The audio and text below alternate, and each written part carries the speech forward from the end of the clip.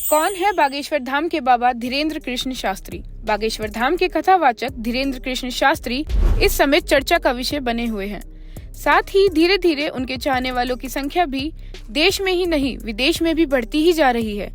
धीरेन्द्र कृष्ण गर्ग बागेश्वर धाम सरकार के नाम से जाने वाले एक भारतीय कथावाचक हैं।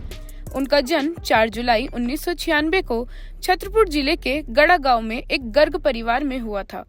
उन्होंने अपनी प्रारंभिक शिक्षा एक सरकारी स्कूल से प्राप्त की। उनका बचपन बहुत ही गरीबी में गुजरा। अपने बचपन में आसपास के गांव में रामचरितमानस और सत्यनारायण कथा सुनाकर वे जीवन जीते थे। कथित तौर पर शास्त्री को भगवान हनुमान ने बागेश्वर धाम सरकार के पीठाधीश्वर बनने का और समाज सेवा के लिए काम करने का निर्देश दिया था। उनके अनुसार न ही वो किसी देवता के अवतार हैं, न ही कोई तांत्रिक हैं, मात्र एक साधारण मानव हैं, जिनके पास हनुमान जी और सन्यासी बाबा के आशीर्वाद से सिद्धियां प्राप्त हैं। वे इन शक्तियों का इस्तेमाल लोगों की मानसिक, शारीरिक समस्याओं का निदान करने के लिए करते हैं।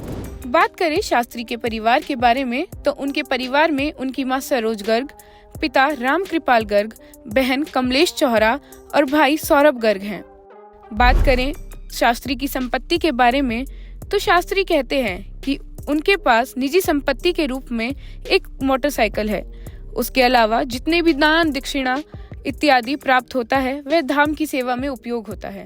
उनके अनुसार उन्होंने 9 एकड़ जमीन खरीदी है, जिस पर कैंसर अस्पताल का निर्माण कर रहे हैं। धाम में आया दान, मंदिर विस्तार, जन कल्याण कार्य जैसे कन्याओं का विवाह, रोगों के निदान के लिए अन्नपूर्णा भंडारा में लगाया जाता है। धीरेन्द्र शास्त्री पीठाधीश्वर और बागेश्वर धाम सरकार के प्रमुख हैं, जो मध्य प्रदेश के छतरपुर जिले के गड़ा गांव में भगवान हनुमान को समर्पित एक हिंदू तीर्थ स्थल है।